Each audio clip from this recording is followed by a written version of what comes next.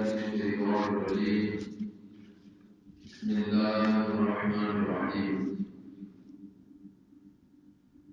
قل بفضل الله وبرحمته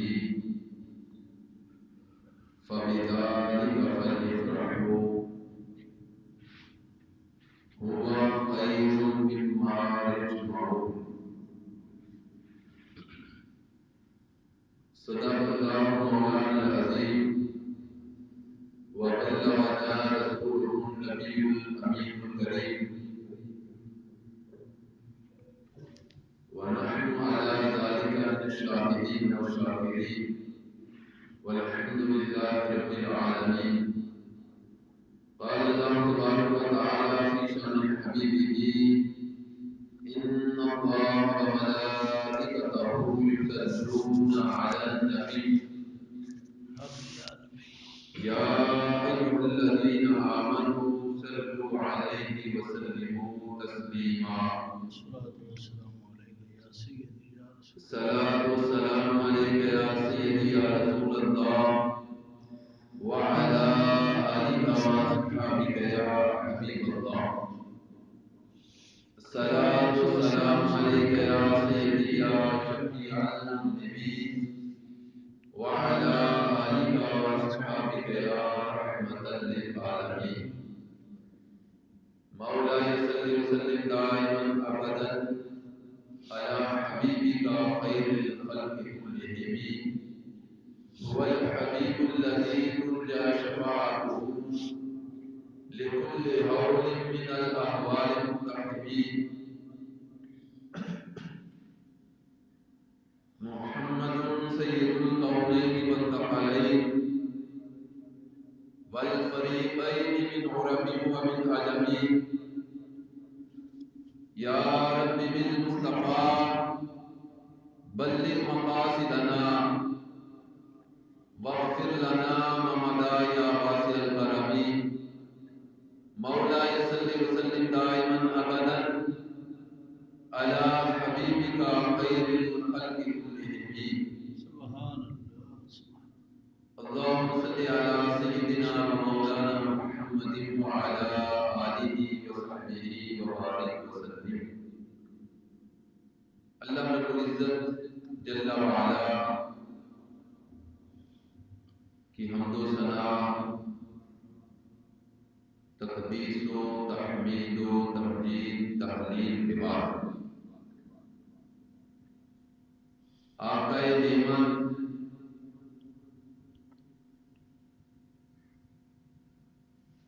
محبوب دو جہاں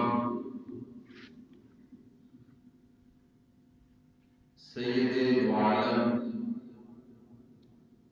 نور مجسم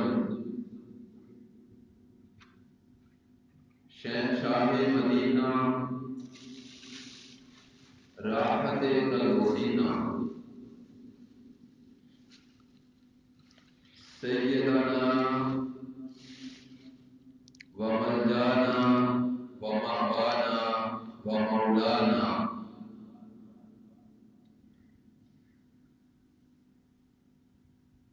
نبی المصطفیٰ محمد رسول اللہ صلی اللہ علیہ وسلم کی مقدس معطر منور مصفى مجلہ بارگاہ نورانیت میں ہدیہ تبلیغ درود و سلام عرض کرنے کے بعد حضرات ذوالفقار، یہ ماہ مقدس ربیع الاول شریف کا مہینہ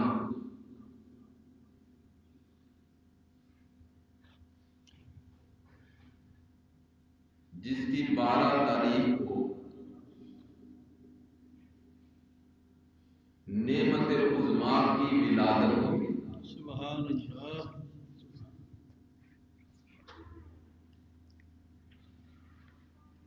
آنے والی ہے اور اس سال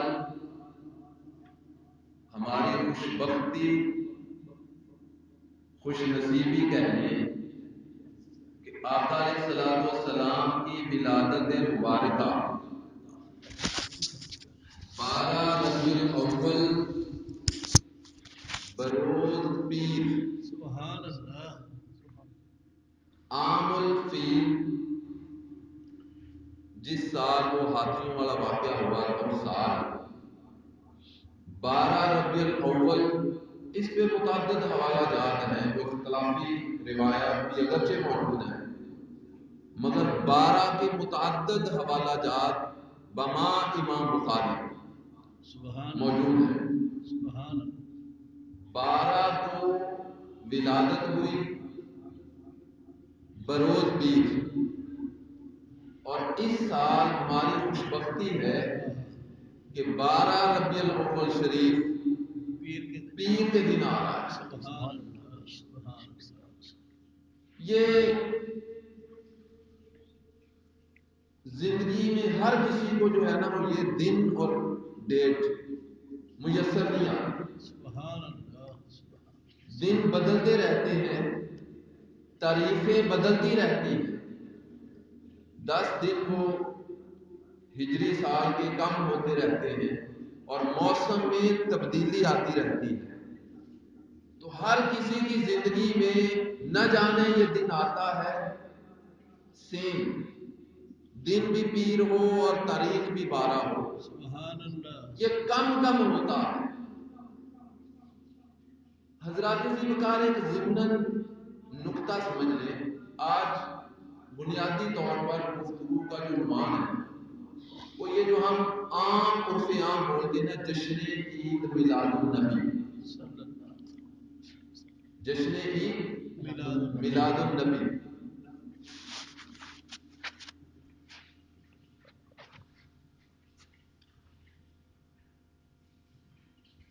عرف عام میں ہم جشن عید میلاد النبی بولتے ہیں، ایک دوسرے کو مبارکباد بھی دیتے ہیں۔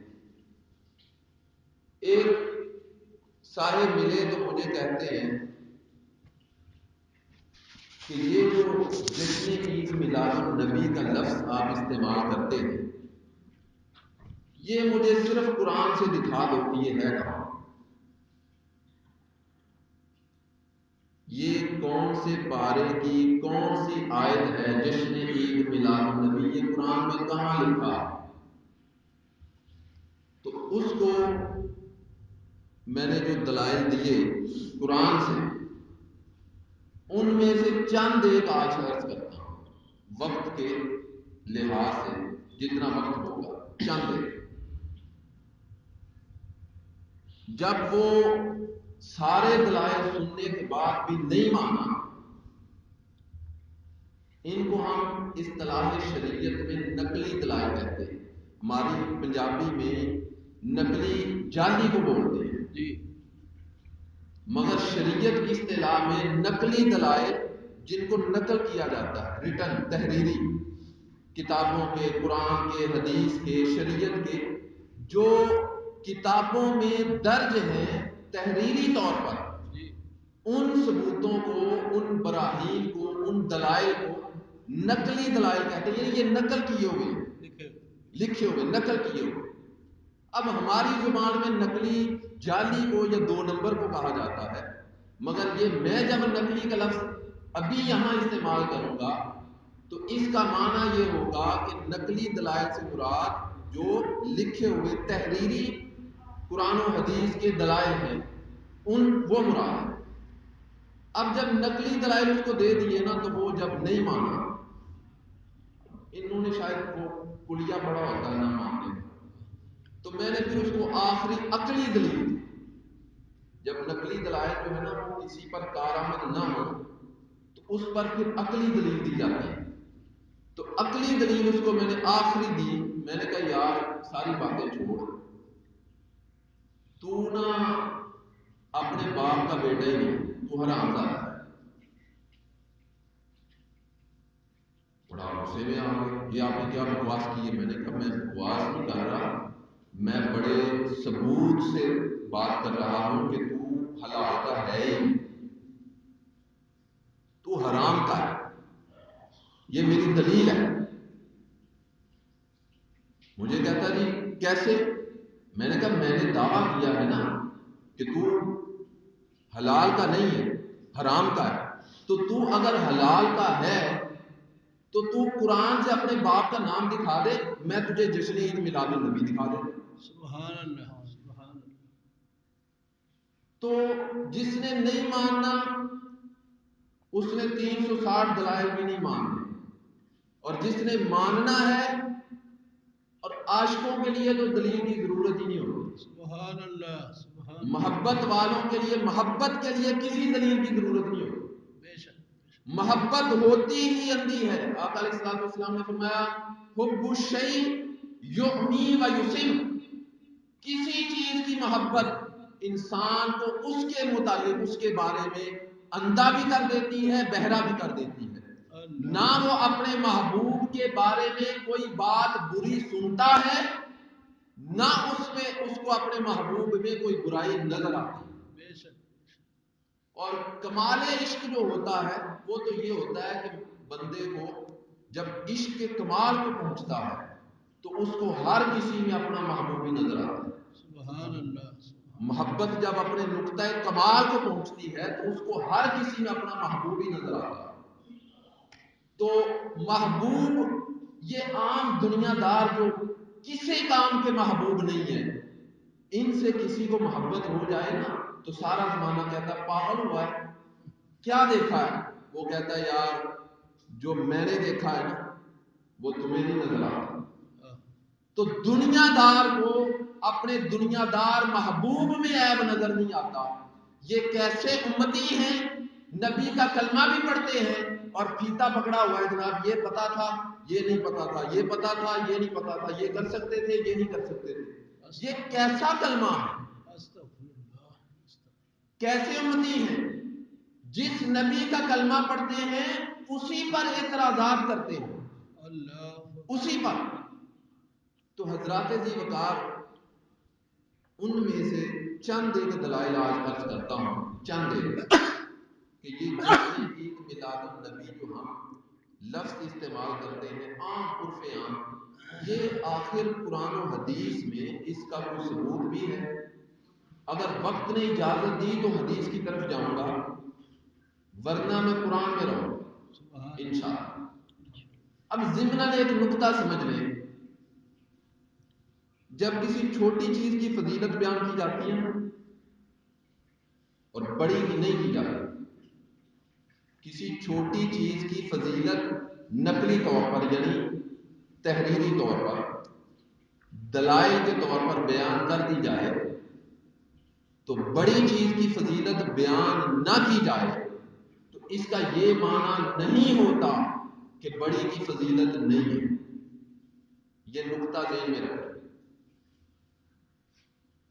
چھوٹی چیز کی فضیلت بیان کرنے کا مطلب یہ ہوتا ہے کہ چھوٹی چیز کی عظمت اور فضیلت یہ ہے تو صاحب عقل بندے اس سے بڑی کا اندازہ خود کر لیں۔ جب کسی چھوٹی چیز کی عظمت اور فضیلت کا معیار یہ ہے تو اس سے جو عظیم ہے، جو بڑی ہے، اس کی عظمت کا اندازہ تو اپنی عقل سے خود کر لیں۔ سبحان اللہ۔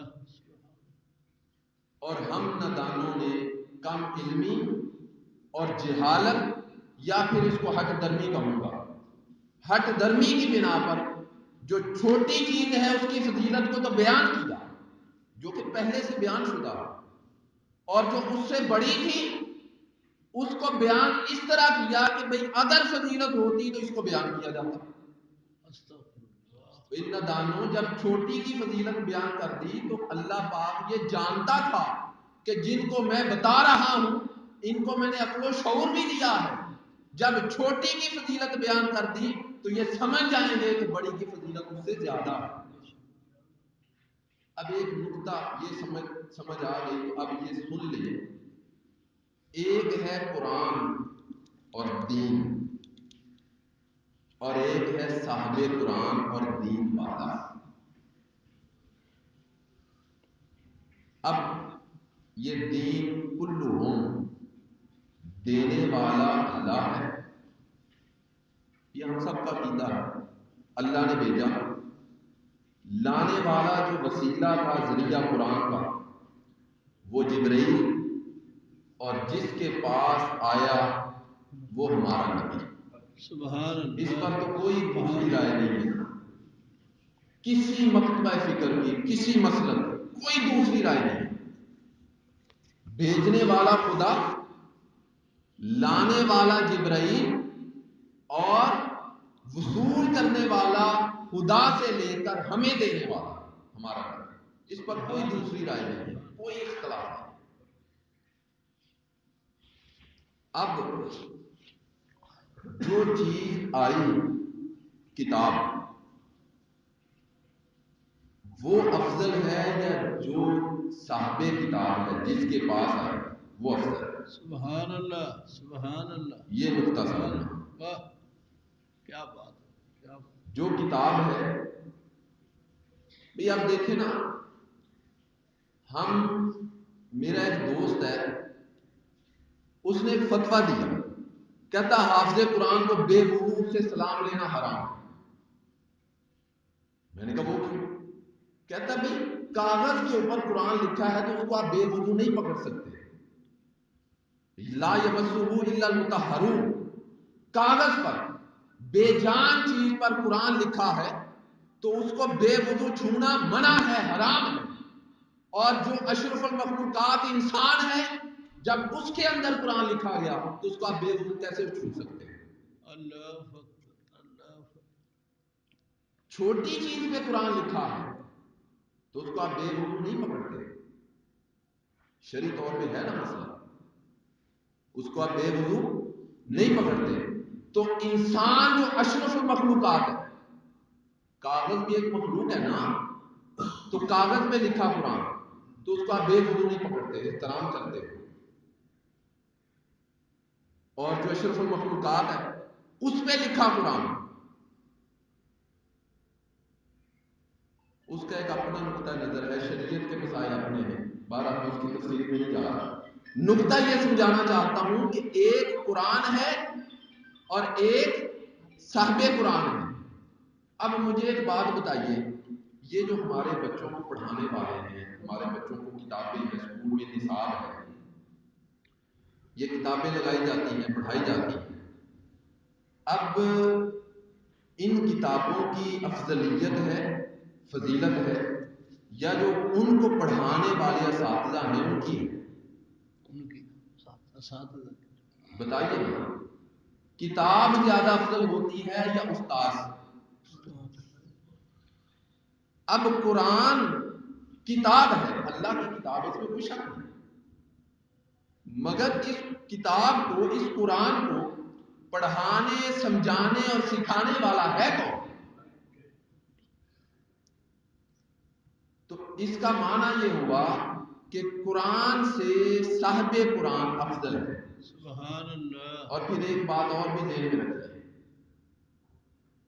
قرآن سے پہلے جتنی کتابیں ہیں، اللہ پاک نے ایک نظام رکھا، ایک قانون رکھا، انبیاء کو کتابیں یا صحائف، انبیاء کو حکم ہوتا تھا کہ تم فلاں جگہ پر آؤ تو تمہیں وہاں پہ اتنی دیر آ کے چلا کاٹو یا اتنی دیر قیام کرو، عبادت کرو میری، تو میں تمہیں کتاب دوں گا۔ تو اللہ پاک کتاب دیتا تھا، یعنی آدم سے لے کر عیسیٰ تک علیہ السلام، کم و بیش 1,24,000 پیغمبر، ان میں سے جو رسول آئے ان کو جو کتابیں یا صحائف دیے گئے، سب کے سب اپنی شرعی کتاب، مذہبی الہامی کتاب لینے کے لیے اللہ کی ہدایت کردہ جگہ پر پہنچے، سبحان اللہ، کتاب لینے کے لیے۔ جب مصطفیٰ کی باری آئی تو اللہ پاک نے سارا قانون ہی بدل دیا، سبحان اللہ، سبحان اللہ، نظام ہی بدل دیا، اپنی تقدیر ہی بدل دی۔ فرمایا جبرائیل اب یہ میرا محبوب ہے، یہ عظیم ہے، بے شک، شان والا ہے، بے شک، اس کی شان نہیں کہ کتاب کے پیچھے پیچھے چلے، اس کا سٹیٹس نہیں کہ کتاب لینے کہیں جائے۔ جبرائیل تیری ڈیوٹی ہے جب جس آیت کی جس موقع پر جتنے حصے کی ضرورت ہوگی میں تمہیں دوں گا، تو لے کے جائے گا۔ سبحان اللہ، محبوب گھر میں ہو تو وہاں جائے گا، محبوب مسجد میں ہو تو وہاں جائے گا، محبوب غار میں ہو تو وہاں جائے گا، محبوب پہاڑوں میں ہو تو وہاں جائے گا، محبوب اگر جنگوں میں ہو، غزوات میں ہو تو وہاں جائے گا۔ میرے محبوب کی شان اور سٹیٹس اس بات کی اجازت نہیں دیتا کہ میرا محبوب کتاب کے لیے کہیں جائے۔ محبوب اپنی جگہ پہ رہے گا کیونکہ وہ عظیم ہے، کتاب پیچھے جائے گی کیونکہ یہ اس کے تابع ہے۔ سبحان اللہ، سبحان اللہ، یہ بات سمجھ آ رہی؟ سبحان اللہ، عظیم قرآن نہیں ہے، قرآن عظیم ہے، ہم مانتے ہیں، اس کا انکار نہیں ہے کہ وہ عظیم نہیں ہے، عظیم ہے، مگر جب قرآن اور صاحب قرآن دونوں کا موازنہ کیا جائے، دونوں کا موازنہ کیا جائے گا، جب ان دو میں کمپیریزن کیا جائے گا تو پھر قرآن عظیم نہیں ہے، پھر صاحب قرآن عظیم ہے، سبحان اللہ، پھر قرآن چھوٹا ہے، مصطفیٰ بڑا ہے۔ جب ان دو کا آپس میں موازنہ کیا جائے تو پھر اب قرآن اگر عظیم مان لیا جائے تو ہمیں تو قرآن کی سمجھ ہی نہیں آتی۔ پورے قرآن میں یہ جو ہم نماز پڑھتے ہیں نا، نماز کا طریقہ ہی کہیں نہیں لکھا۔ اگر قرآن کو عظیم مان لیا جائے، نبی کو قرآن سے عظیم نہ مانا جائے، نبی کو قرآن سے عظیم اگر نہ مانا جائے، معاذ اللہ برابر بھی مان لیا جائے، تو قرآن میں تو نماز کا طریقہ ہی نہیں لکھا ہوا۔ صحیح بخاری کی حدیث ہے، جب اقیم الصلاۃ نماز قائم کرو کا حکم آیا، صحابہ آئے، اب کفار دور جاہلیت میں کفار کی نماز وہ خانہ کعبہ میں جاتے، کپڑے بھی اتار دیتے، برہنہ ہو کر ناچتے، ڈانس کرتے، گاتے، تالیاں بجاتے، سیڑیاں بجاتے، یہ ان کی نماز کا طریقہ تھا، ان کی نماز کا ایک طریقہ تھا۔ اب جب اسلام نے حکم دیا کہ الصلاۃ، ہم تو لوگ ہیں نا کچے مسلمان، کلمہ بھی پڑھتے ہیں اور رسمیں بھی نہیں چھوڑتے، جو پرانی ہماری آباء و اجداد کی رسمیں ہیں جاہلانہ ہندوانہ، کب سے ہم ہندوؤں سے مسلمان ہو گئے، مگر آج تک ہم نے اب وہ ہندوؤں والی رسمیں نہیں چھوڑی، ہم تو کچے مسلمان ہیں۔ وہ پکے لوگ تھے، نماز دور جاہلیت میں بھی طریقہ موجود تھا، مگر ادھر جب حکم آیا کہ الصلاۃ، انہوں نے فٹافٹ کر کے وہ شروع نہیں کی، بارگاہ مصطفیٰ میں آئے، عرض کیا یا رسول اللہ صلی اللہ علیہ وسلم اب نماز کا طریقہ نہیں پتا، آپ بتائیں اب کس طریقے پہ پڑھنی ہے۔ سبحان اللہ، اب اگر قرآن اور مصطفیٰ کو برابر معاذ اللہ مانا جائے تو پھر ہونا تو یہ چاہیے تھا نا اصول، کہ قرآن آیا کہ الصلاۃ نماز قائم کرو، تو اب صحابہ آئے یا رسول اللہ کس طرح پڑھنی ہے، تو اصول تو یہ تھا نا کہ آقا علیہ الصلوۃ والسلام آگے سے جواب دیتے بھی ٹھہرو، جبرائیل ابھی اتنا ہی پیغام لے کر آیا ہے کہ الصلاۃ نماز قائم کرو، اب دوبارہ جبرائیل آئے گا، میں اس سے پوچھوں گا، میں اس سے پوچھوں گا، پھر وہ رب کی بارگاہ میں جائے گا، رب سے پوچھ کے پھر آئے گا، مجھے بتائے گا، میں تمہیں بتا دوں گا۔ اصول تو یہی تھا نا۔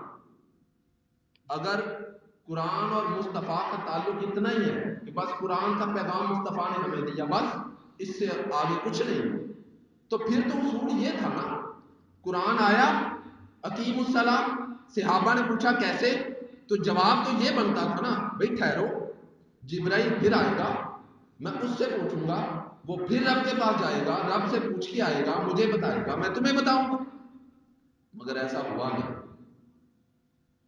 ایسا ہوا نہیں، تو پھر ہوا کیا، صحابہ نے پوچھا کس طرح، فرمایا صلو کما رأیتمونی اصلی، صحیح بخاری کی حدیث ہے، فرمایا نماز پڑھو جس طرح مجھے دیکھو کہ میں پڑھتا ہوں۔ سبحان اللہ، یہ نہیں کہا صلو کما اصلی، نماز پڑھو جس طرح میں پڑھتا ہوں، یہ نہیں کہا، یہ نہیں کہا، کہا صلو کما رأیتمونی اصلی، نماز پڑھو جس طرح مجھے دیکھو کہ میں پڑھتا ہوں. تم بھی ویسے. واہ سبحان اللہ. صحابہ سرکار کے پیچھے ہوتے نماز میں ہوتے نماز میں تھے، دیکھتے مصطفیٰ کو رہتے تھے. سبحان اللہ. یہ ان کی نماز تھی. عبادت خدا، زیارت مصطفیٰ. سبحان اللہ. سبحان اللہ. حضرات ذی وقار، قرآن اور صاحب قرآن جب ان دو کا موازنہ کیا جائے تو پھر قرآن درجے میں چھوٹا ہے، مصطفیٰ درجے میں بڑا ہے. سبحان اللہ. اب چھوٹے کی فضیلت ایک عرض کر دوں جو آپ نے سنی پڑھی ہے. اللہ پاک فرماتا ہے شہر رمضان الذی انزل فیہ القرآن. سبحان اللہ.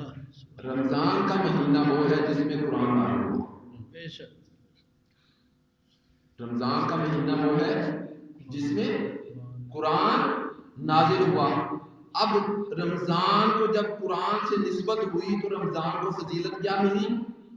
فرمایا عام دنوں میں جو تم نفل پڑھتے ہو، رمضان میں نفل پڑھو گے تو فرضوں کا ثواب ہوگا. سبحان اللہ. سبحان. اور فرضوں کو ادا کرو گے تو 70 گنا زیادہ دوں گا.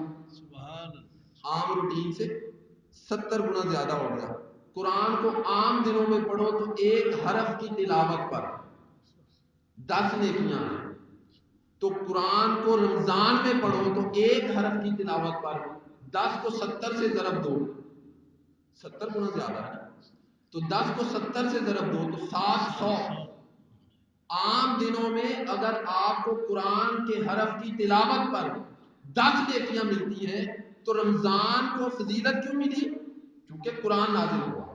تو قرآن کی وجہ سے فضیلت کا معیار یہ ہو گیا کہ رمضان میں اگر قرآن پڑھو تو ایک حرف کی تلاوت پر 700 نیکیاں ملتی ہیں. سبحان اللہ. سبحان اللہ. یہ فضیلت کس وجہ سے ہے؟ قرآن کی وجہ سے.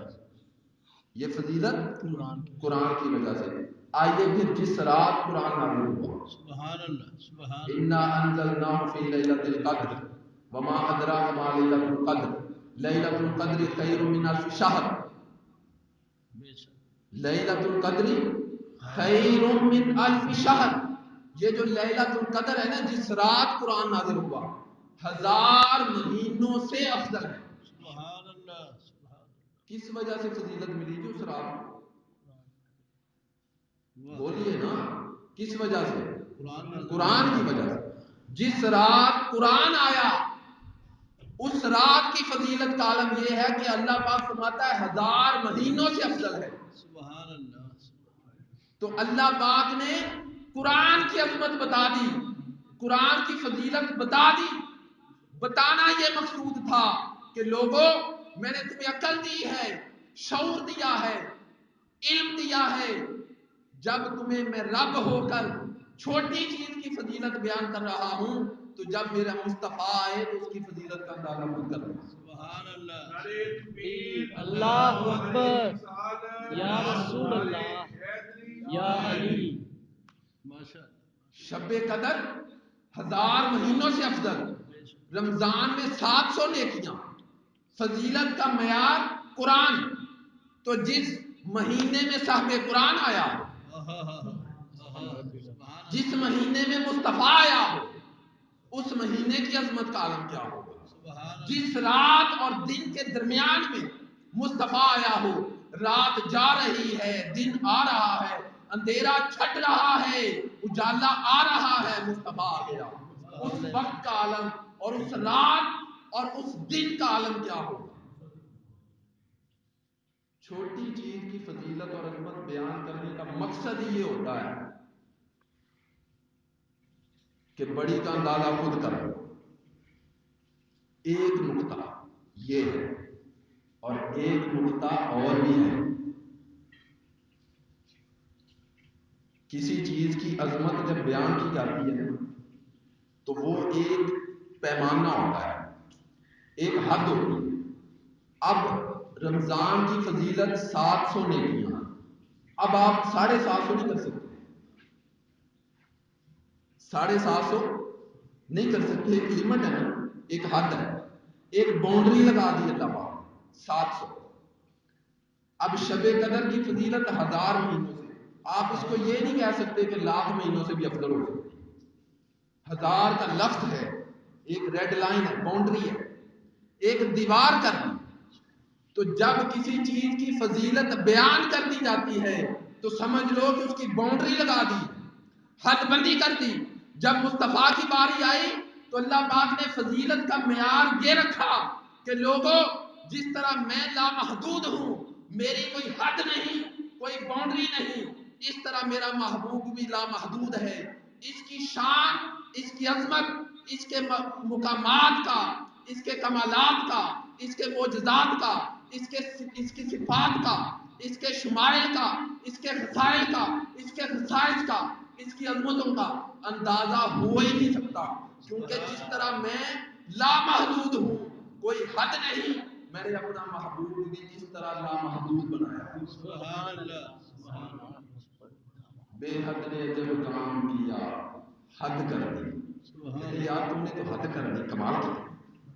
بے حد نے عجب کام کیا، حد کر دی، گنجائش تنقید سبھی رد کر دی. سبحان اللہ، سبحان اللہ. بے حد نے عجب کام کیا، حد کر دی، گنجائش تنقید سبھی رد کر دی. خود تو پردے میں رہا خود کو دکھانے کے لیے. واہ، سبحان اللہ. پردے میں رہنے کا مقصد ہوتا ہے ذرا امپورٹنس، اہمیت زیادہ ہو. جو روز سامنے ہوتا ہے اس کی کوئی اہمیت نہیں ہوتی. ہر انسان عام انسان ہی ہے، مگر آپ دولہے کو بہت زیادہ دیکھتے ہیں. دلہن کو ایک نئی زندگی کا آغاز ہوتا ہے، وہ پردے میں سے باہر جب آتے ہیں تو ان کی ایک اہمیت دوسروں سے بڑی ہوتی ہے، زیادہ ہوتی ہے.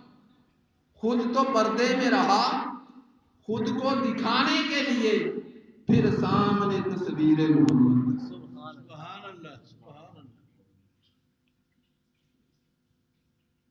سر سے لے کر پاؤں تک تنویر ہی تنویر ہے. گفتگو سرکار کی قرآن کی تفسیر ہے. بے شک. سوچتی تو ہوگی دنیا مصطفیٰ کو دیکھ کر وہ مصور کیسا ہوگا جس کی یہ تصویر ہے.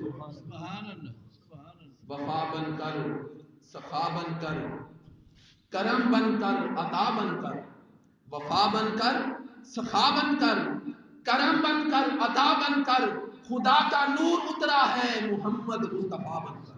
سبحان اللہ، سبحان اللہ. تو حضرات ذوالفقار، اب آئیے ذرا، اب لفظوں پہ غور کر رہے ہیں. جو جشن عید میلاد النبی ہم لفظ استعمال کرتے ہیں، یہ قرآن میں کہاں لکھا؟ سبحان اللہ. 11واں پارہ، اللہ پاک فرماتا ہے قل بفضل اللہ و برحمتہ. سبحان اللہ. محبوب آپ فرما دیں، محبوب آپ فرما دیں اللہ کے فضل اور اس کی رحمت پر. ان کو بتا دو اللہ کے فضل اور ان کی رحمت پر. فَبِذَلِكَ فَلْيَفْرَحُوا، ان کو چاہیے کہ ضرور اس پہ خوشی کریں. سبحان اللہ، سبحان. ضرور اس پہ خوشی کریں. اب خوشی کس طرح کی کریں؟ پہلی بات تو یہ ذہن میں رکھ لیں، جب کوئی خاص اعلان کرنا ہوتا نا، عام کرنا ہوتا تو اللہ ڈائریکٹ خطاب کر دیتا. جب کوئی خاص کرنا ہوتا تو پھر محبوب کی زبان سے کہلواتا. کیونکہ ڈبل خطاب آ گیا نا، اللہ کا حکم بھی آ گیا، مصطفیٰ کا حکم بھی آ گیا، تو تاکید بڑھ گئی. جیسے اللہ پاک نے جب اعلان کیا توحید کا تو فرمایا قل هو اللہ احد. محبوب آپ ان کو بتائیں کہ وہ اللہ ہے. سبحان اللہ، سبحان اللہ. قل ان کنتم تحبون اللہ فاتبعونی یحببکم اللہ. محبوب آپ ان کو بتاؤ کہ اگر تم اللہ کی محبت کا حصول چاہتے ہو تو آؤ میری اتباع کرو، خدا تم سے محبت کرے گا. کامل بندگی کا ذکر کیا، قل ان صلاتی و نسکی و محیای و مماتی للہ رب العالمین. محبوب آپ ان کو بتاؤ کہ میری بندگی، میری نماز، میری زندگی، میری حیات، میری ممات سب کچھ اللہ کے لیے. آپ بتاؤ. نماز کا حکم دیا تو اقیم الصلاۃ، ڈائریکٹ حکم دے دیا. اس سے پتہ چلا کہ نماز کی اہمیت اپنی جگہ پہ ہے، اس کا میں منکر نہیں ہوں، مگر جب مصطفیٰ کی بات آتی ہے تو نماز بہت نیچے ہے۔ یہ جو فرض نماز کو لیے بیٹھے ہیں نا، یہ نماز فرض ہے، مصطفیٰ کی ولادت پہ خوشی کرنا فرض عین ہے۔ سبحان اللہ سبحان اللہ نماز، روزہ، حج، زکات فرائض ہیں، مصطفیٰ کی میلاد کو منانا فرض عین ہے۔ سبحان اللہ سبحان اللہ اب آئیے، بفضل اللہ و برحمتہ، مفسرین نے لکھا اللہ کے فضل سے بھی مراد مصطفیٰ ہے، اس کی رحمت سے بھی مراد مصطفیٰ ہے، تو دونوں مصطفیٰ کی ذات ہیں، اللہ کا فضل بھی حضور ہے، اللہ کی رحمت بھی حضور ہے، تو چاہیے کہ جب حضور آئیں تو خوشی کرو۔ سبحان اللہ سبحان اب آگے آئیے، یہاں پہ بات ختم نہیں ہوئی، اب خوشی کیسے کی جاتی ہے، طریقہ کیا؟ شریعت نے کوئی نعمت اللہ جب دیتا ہے نا تو فرمایا بذکروا نعمت اللہ، جو میں نے نعمت دی ہے اس کو یاد کرو۔ یاد کرنا اور یاد رکھنا یہ پہلا طریقہ ہے، سب سے چھوٹا درجہ۔ تو جو یاد بھی نہیں رکھتا نا اس کو ہم کیا کہتے ہیں اپنی زبان میں؟ بولیے ذرا، ناشکرا، احسان فراموش۔ جو نعمت کو یاد بھی نہیں رکھ سکتا اس کو ہم ناشکرا اور احسان فراموش کہتے ہیں۔ پہلا طریقہ یہ ہوتا ہے کہ نعمت کو یاد رکھا جائے، بے شک بے شک اس کا ذکر کیا جائے۔ دوسرا طریقہ یہ ہوتا ہے کہ اس پر شکر کیا جائے، وَاشْکُرُوا لِی وَلَا تَکْفُرُونِ، شکر کرو اس کا انکار نہ کرو، دوسرا طریقہ۔ اور تیسرا طریقہ جو قرآن نے بتایا ہے کسی نعمت پر خوشی کرنے کا، تیسرا طریقہ قرآن نے جو بتایا وہ یہ ہے وَأَمَّا بِنِعْمَتِ رَبِّكَ فَحَدِّثْ، جب کوئی نعمت آ جائے تو فقط یاد نہیں کرنا، فقط اس پر شکر نہیں کرنا، شکر تو 2 نفل شکرانے کے پڑھ لو تو شکر ہو جاتا ہے، فرمایا نہیں، وَأَمَّا بِنِعْمَتِ رَبِّكَ فَحَدِّثْ، جب اللہ کی کوئی نعمت آ جائے تو اس کا خوب چرچا کیا کرو، سبحان اللہ خوب پرچار کیا کرو، خوب تذکرہ کیا کرو۔ اب چرچے کے لیے حدث، خوب بیان کیا کرو، اس کے لیے لوگوں کی مجمع کی ضرورت ہوتی ہے۔ شکر اور ذکر آپ تنہائی میں بھی کر سکتے ہیں، بے شک مگر تحدیث نعمت کو بیان کرنا، اس کا پرچار کرنا، اس کا چرچا کرنا، اس کے لیے مجمع کی ضرورت ہوتی ہے۔ ہمارے گھر میں بیٹا پیدا ہو، 3-4 بیٹیوں کے اوپر ایک بیٹا ہو تو جناب ہماری خوشی اپنے سے باہر ہو جاتی ہے، بے شک کنٹرول سے باہر ہو جاتی ہے، ہم غیر شرعی کام بھی کرنا شروع کر دیتے ہیں۔ لوگ پوچھتے ہیں کیا کر رہے ہو، کہتا ہے یار خوشی ہے، خوشی ہے۔ شادی ہمارے بیٹے کی ہوتی ہے، پورے گھر کو چراغاں کیا ہوتا ہے، کیا ہے جی خوشی ہے، ہوتا ہے کہ نہیں ہوتا بھائی؟ ہوتا ہے بیٹا پیدا ہوتا ہے تو خوشی ہے، مٹھائیاں بانٹی جا رہی ہیں، اس کا عقیقہ کیا جا رہا ہے، لوگوں کو کھانا کھلایا جا رہا ہے۔ اپنا بیٹا ہو، خوشیوں میں اپنے میلاد کا لفظ ہوتا ہے، میلاد کا معنی ولادت، میلاد کا معنی کیا ہے؟ ولادت، پیدائش۔ تو اپنا بیٹا، اپنے بیٹے کا میلاد ہو تو خوشیاں ہیں، میلاد النبی ہو تو تمہیں موت پڑتی ہے خوشی کرتے ہوئے۔ اللہ یہ جو میلاد النبی کے منکر ہیں اپنے بیٹے کی خوشی کرتے ہیں کہ نہیں کرتے؟ تو ان کا بیٹا افضل ہے نبی سے؟ اپنے بیٹے کی خوشی کرنا جائز ہے، نبی کے میلاد کی خوشی پہ کیوں موت پڑتی ہے؟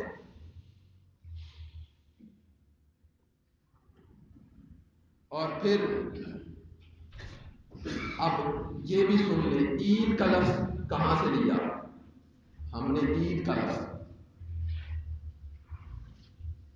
اب یہ جو پرچار ہے نا، پرچار، اس کو ہم جشن کہتے ہیں، اپنی زبان میں کیا کہتے ہیں؟ جشن۔ جشن کا لفظ سمجھ آ گیا؟ جشن کہاں سے لیا ہے؟ ہم نے قرآن سے لیا، وَأَمَّا بِنِعْمَتِ رَبِّكَ فَحَدِّثْ، جب کوئی اللہ کی نعمت ہو تو خوب اس کا چرچا کرو، جشن کرو، جشن۔ یہ جشن کا لفظ ہم نے یہاں سے لیا۔ اور عید کا لفظ کہاں سے لیا ہے؟ ربنا انزل علینا مائدۃ من السماء، سورہ مائدہ، تکون لنا عید الاولینا و آخرینا. حضرت عیسیٰ علیہ السلام نے دعا کی، یا باری تعالیٰ میری قوم کو ایک مائدہ دے. مائدہ ہوتا ہے کھانے کا بنا بنایا لگا لگایا دسترخوان. دسترخوان جس پہ جو ہے وہ کھانا لگا ہو تو وہ دسترخوان دے ہمیں کھانے کا لگا ہو. ایک کھانے کا دسترخوان آئے عیسیٰ کی امت پر. تو قرآن کہتا ہے، انہوں نے کہا تکون لنا عید الاولینا و آخرینا، ہمارے پہلوں کے لیے بھی عید کا دن ہے، بعد میں آنے والوں کے لیے بھی عید کا دن ہے. سبحان اللہ. بنی اسرائیل کی قوم کو ایک دسترخوان کی نعمت ملے تو قرآن کہتا ہے کہ عید کی خوشی ہے. جب امت محمدیہ کو اللہ کا محبوب ملے تو کیوں عید نہیں؟ سبحان اللہ. سبحان اللہ. اور پھر جو دو عیدین ہیں، اگر مصطفیٰ نہ ہوتے تو یہ عیدیں ہوتی؟ اس عید کے صدقے وہ دو ملی ہیں. سبحان اللہ.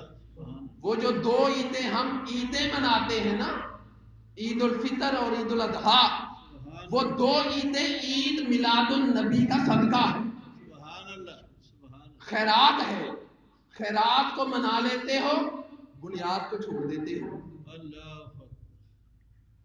یہ کیسا امتی ہے؟ نبی کی دی ہوئی عید مناتا ہے، نبی کی دی ہوئی عید مناتا ہے، اور نبی کی اپنی ولادت کی عید مناتا ہی نہیں. بھئی نبی کی ولادت نہ ہوتی تو اعلان نبوت ہوتا؟ اعلان نبوت نہ ہوتا قرآن آتا؟ قرآن نہ آتا تو یہ جو عیدیں مناتے ہیں یہ ہوتی؟ یہ سب عید میلاد النبی کا صدقہ ہے. بے شک. اور پھر علماء دیوبند کے بہت بڑے جید مولوی اشرف علی تھانوی، ان کی کتاب ہے مواعظ میلاد، میرے پاس پڑھی ہے، جی. میں آج پڑھ کے آیا. انہوں نے اس آیت کو جو میں نے تلاوت کی ہے، اس آیت کے اوپر تقیدے بیان کی ہیں. فرماتے ہیں کہ اگر جو ہے وہ کہا جاتا کل اے محبوب آپ فرما دو فضل اللہ برحمتی، اللہ کا فضل اور رحمت. انہوں نے یہاں ایک تقید بیان کی، کہتے ہیں کہ فضل کے ساتھ بھی با ہے، با تقید کی ہے، اور رحمت کے ساتھ بھی بابی رحمت ہی، یہاں بھی با تقید کی ہے. اور پھر دو کے بعد پھر آگے ذالی کا، یہ ضمیر کا استعمال کیا. دو کے بعد ضمیر کے استعمال کی ضرورت نہیں تھی. ذالی کا پھر تقید کا ہے، اور ذالی کا پر کہتے ہیں با، یہ اور تقید کا ہے. اور پھر با کے اوپر فا، فا بھی ذالی، یہ پھر تقید کا ہے. کتنی ہو گئی؟ بفضل اللہ کی با و برحمتی کی با دو، اور پھر ذالکا تین، ذالکا کی با چار، اور اس کے اوپر فا پانچ. پانچ تقیدیں ہو گئی. اور پھر آگے کہتے ہیں پھر اللہ نے چھٹی تقید لائی. یہ اشرف علی تھانوی کی کتاب مواعظ میلاد میرے پاس پڑھی ہوئی، کہتے ہیں چھٹی تقید فَلْيَفْرَحُوا، اس پر خوشی کرو، سبحان اللہ. اس پر خوشی کرو، چھٹی تقید. اور پھر کہتے ہیں یفرحو کے اوپر لام تقید کا، سبحان اللہ. ساتویں تقید. اور پھر لام کے اوپر فا تقید کا. کتنی ہوگی؟ یہ اشرف علی تھانوی لکھ رہا ہے، جس کے پیروکار آج میلاد کے منکر ہوئے پڑے. 8 تقیدیں اس نے بیان کی. اور یہاں بس نہیں کی، پھر آگے چل کے لکھتا ہے ہوا خیر مما یجمعون.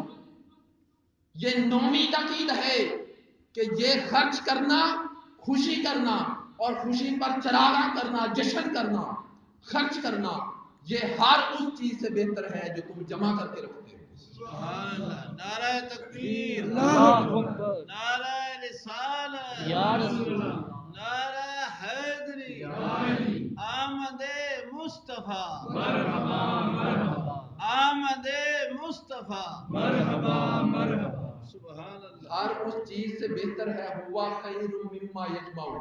اس پر بھی انہوں نے تقید ہوا کو الگ کیا ہے، مما کو الگ کیا ہے. یجمعون کو الگ کیا ہے. میں مختصر کر رہا ہوں، وقت اجازت نہیں دے رہا. اب آخری نقطہ سمجھ لیں. یہ عام نعمتیں جب ملے تو ان کو ذکر کرنا چاہیے، یاد کرنا چاہیے، ان پر شکر کرنا چاہیے، خوشی کرنی چاہیے، اور پھر آگے چل کر ان کو خوب تذکرہ کرنا چاہیے. پھر ایک مائدہ جیسی نعمت ملے تو عید کی طرح خوشی، اور اللہ کی نعمت عظمیٰ ملے تو وہاں عید کیوں نہیں. بے شک. اور جب سب نعمتیں ایک جگہ پہ اکٹھی ہو جائیں تو خوشی کے سب طریقے بھی وہاں ہونے چاہیے. سبحان اللہ سبحان اور اللہ. پھر مصطفیٰ کی ذات لامحدود ہے، کوئی حد نہیں، کوئی باؤنڈری نہیں. اس لیے مصطفیٰ کی ذات پر خوشی کرنے کا طریقہ بھی لامحدود ہونا چاہیے. سبحان اللہ سبحان اللہ. اب یہاں ایک مولوی صاحب کہتے ہیں ٹھیک ہے ہم مانتے ہیں یہ قرآن کے دلائل، لیکن تم میلاد کو اتنا مناتے ہو کہ تم اللہ کے ساتھ ملا دیتے ہو، یہ شرک ہو جاتا ہے. اور میں نے کہا ندان عقل کے بے وقوف، میلاد کا معنی ہی ولادت ہے.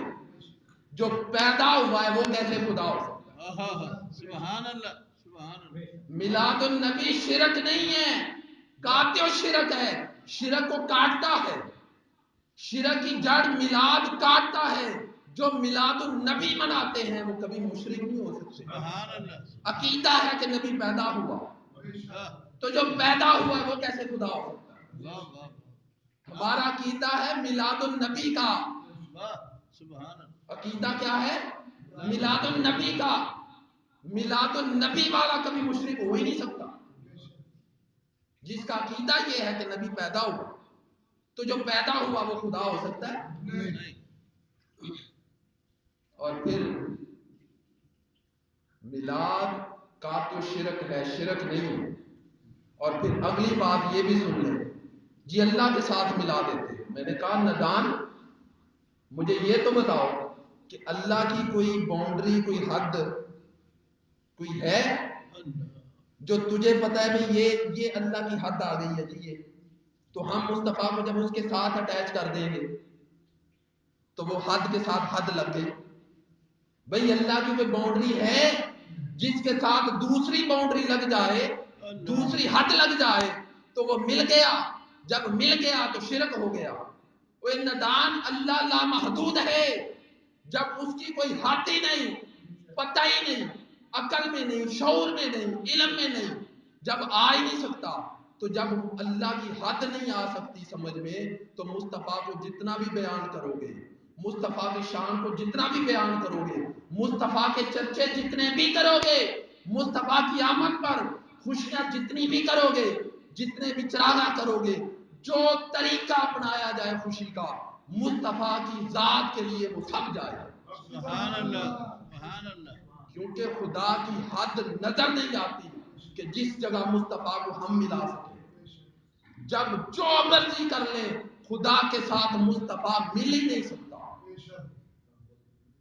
حد مل ہی نہیں سکتی. حد تب ملے گی جب ہمیں حد کا پتہ ہوگا. مصطفیٰ کی ذات پہ جتنی خوشیاں کرو وہ سب جائز. اور آگے آخری ہوا خیر مما یجمعون کا نقطہ بھی سمجھنے کی ہے. اللہ نے فرمایا بہتر ہے اس سے جو تم جمع کر کے رکھتے ہو. سبحان اللہ. اب خدا کے گھر میں بیٹھے ہو، ایمان سے بتائیے ہم جمع کیا کرتے ہیں؟ ایمان سے بتاؤ. جمع کرنا گناہ نہیں ہے، یہ میں آپ کو ممبر رسول پہ بیٹھ کے بتا رہا ہوں. اللہ کے گھر میں گناہ نہیں. وہ مال و دولت جمع کرو، جو بھی جمع کرو، گناہ نہیں. اگر گناہ ہوتا نا تو اسلام میں زکوٰۃ کا نظام نہ ہوتا. پراپرٹی، بینک بیلنس، یہ جمع کرنا گناہ نہیں. دنیا کا مال جمع کرنا گناہ نہیں ہے، معیوب بھی نہیں، عیب بھی نہیں ہے، سب جائز ہے. شرط یہ ہے کہ اس کے حساب سے زکوٰۃ بھی دو. یہ نظام زکوٰۃ کا ہے پورا ہے. تو ایک تو ہم جو جمع کرتے ہیں نا، دو چیزیں ہیں.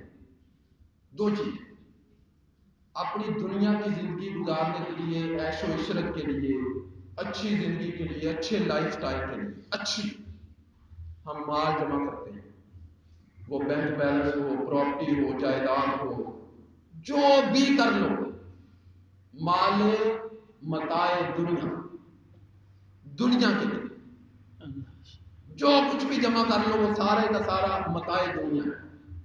ایک ہم یہ جمع کرتے ہیں، اور دوسرا کیا جمع کرتے ہیں؟ آخرت کے لیے اعمال۔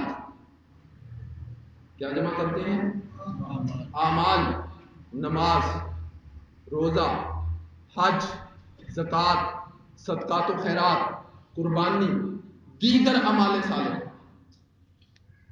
ایک ہم دنیا کی زندگی کو بہتر طور پر گزارنے کے لیے اور اپنی آنے والی نسلوں کے مستقبل کے لیے جمع کرتے ہیں۔ بھئی ٹھیک کہہ رہا ہوں، ایسے ہی ہے، غلط تو نہیں کہا؟ پورے کا پورا دنیا کا ہم جو جمع کرتے ہیں یہ متاع دنیا کے زمرے میں آتا ہے، اور ایک ہم اپنی آخرت کی زندگی کو بہتر بنانے کے لیے اعمال صالحہ کا ذخیرہ کرتے ہیں۔ دو ہی چیزیں جمع کرتے ہیں، یا دنیا کے لیے یا آخرت کے لیے۔ اور قرآن کیا کہہ رہا ہے؟ قرآن کہتا ہے ہوا خیر مما یجمعون، میرے محبوب کے میلاد پر خرچ کرنا اس سے بہتر ہے جو تم جمع کرتے ہو۔ سبحان اللہ، سبحان اللہ۔ پتہ چلا کہ دنیا کا مال ہو یا اعمال صالحہ، نماز، روزہ، حج، زکوٰۃ، صدقات و خیرات اور دیگر اعمال صالحہ، میلاد مصطفیٰ نہ ہو تو یہ سب بیکار ہیں، اور میلاد مصطفیٰ ان سب سے افضل ہے۔ یہ سب فرائض ہیں، اعمال صالحہ جو نماز، روزہ، حج، زکوٰۃ یہ فرائض ہیں، مصطفیٰ کا میلاد فرض عین ہے۔ سبحان اللہ۔ اور پھر آخری لفظ بھی سن لیں، نماز ہم پڑھتے ہیں، اللہ نے نہیں پڑھی، پڑھی ہے؟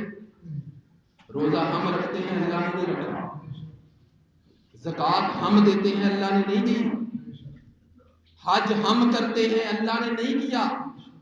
یہ جتنے فرائض ہم لیے پھرتے ہیں نا کہ ہمارے دامن میں یہ نیکیاں ہیں، ان میں سے کوئی بھی کام اللہ نے نہیں کیا، یہ سب مصطفیٰ کی سنت ہے، اور مصطفیٰ کا میلاد خدا کی سنت ہے۔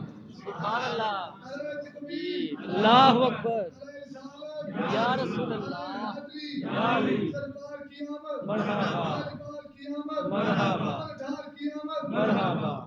سبحان اللہ۔ اب یہ ایک الگ موضوع ہے کہ اللہ نے میلاد کیسا کیا، زندگی رہی تو کسی موقع پر انشاءاللہ یہ عرض کروں گا۔ اللہ رب العزت کے حضور دعا ہے کہ ہمیں عمل کی سمجھ کی توفیق عطا فرمائے۔ آمین۔ آمین۔